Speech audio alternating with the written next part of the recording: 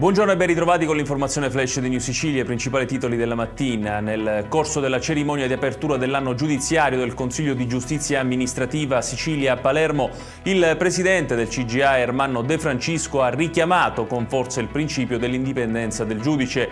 Il magistrato, ha detto, deve essere terzo e imparziale soprattutto quando le questioni hanno una forte valenza politica, un riferimento chiaro al prossimo referendum costituzionale. Per De Francisco il giudice deve applicare la legge e non tifare per una posizione.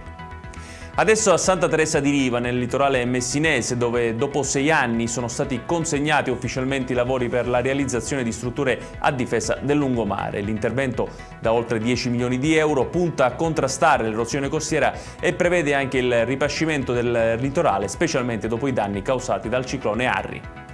Ci spostiamo a Catania per il processo sull'omicidio di Santoré. La Corte d'Assise etnea ha escluso la responsabilità civile del Ministero dell'Interno, respingendo la richiesta di risarcimento avanzata dai familiari della vittima. I giudici hanno ritenuto che non sussistano i presupposti per attribuire allo Stato una responsabilità diretta nella vicenda.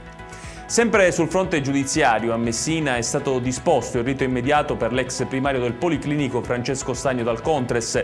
Il medico è stato arrestato il 5 dicembre scorso con le accuse di concussione, corruzione, induzione indebita a dare o a promettere utilità e truffa.